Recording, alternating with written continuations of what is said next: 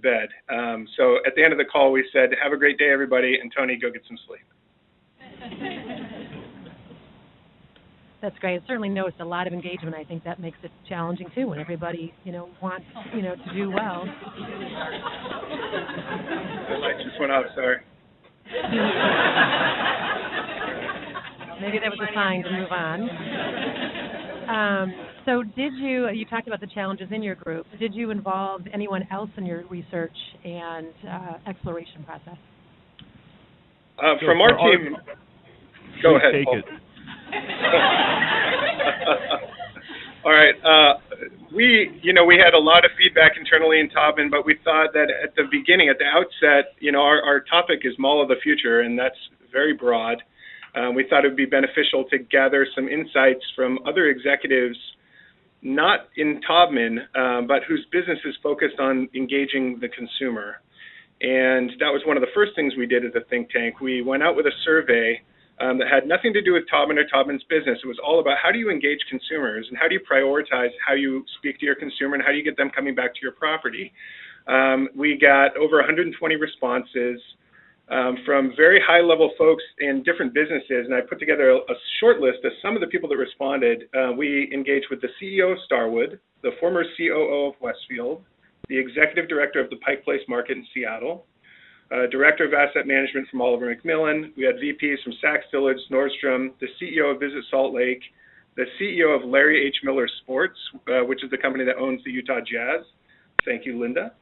The CEO of DDRM, VP of Gulf Related out in Abu Dhabi, who has a completely different mindset for how to engage consumers than we do, and we found his feedback very interesting. And I'll just wrap it up here, but pick a couple more. VP of Retail for Kilroy, the Chief Administrative Officer for Creative Circle, a creative talent agency, and the head of HR for a company out in LA called In Grooves Music that works in the music industry. We talked to the people at BHO. I think a lot of you seeing the people in the room, we spoke to about a third of the people here at BHO and started talking to a lot of people at centers as well, because we realized that most of ours was just BHO related, but really wanted to bring in the people from the center because there was a lot of feedback that we don't always get to hear from the centers.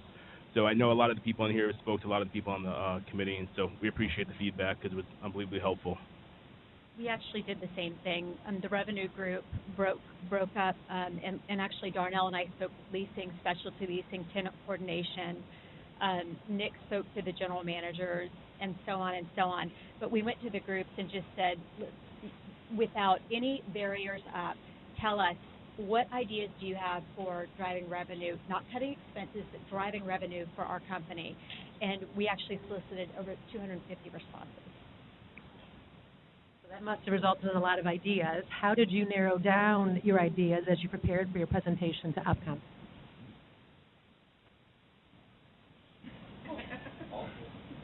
So I think when we started looking at it, we had a bunch of ideas, and then we started saying, well, what could we actually start implementing today and not waiting until we met with OPCOM, which is a lot of the news flashes that you see in this meeting now is something that we immediately implemented.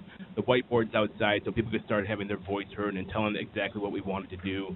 One of the biggest ideas that we got or wanted to tackle was how do we break down the silos between the different departments. And the best way that we could do that is by spurring conversations between employees, one-to-one, as well as with senior leadership, and actually getting your ideas out there. Because the people who are doing the work and are in the midst of everything have some of the best ideas. Sometimes it gets lost going up the ladder and just by the day-to-day operations. So we figured out, what we honed in on was how to best communicate what everybody wanted and not choosing what that best item was, but kind of letting it go up. We did something very similar. So we took this list of, again, 250 pieces of raw data and just categorized those into, what's just marketing, what is an expense reduction, and then what is true revenue driver. And then once we pulled everything except the revenue drivers out, we began to look at those, and we saw significant overlap in a number of categories. So once we ended up seeing kind of these 5 topics float to the top, and that's what we ended up focusing on as a group.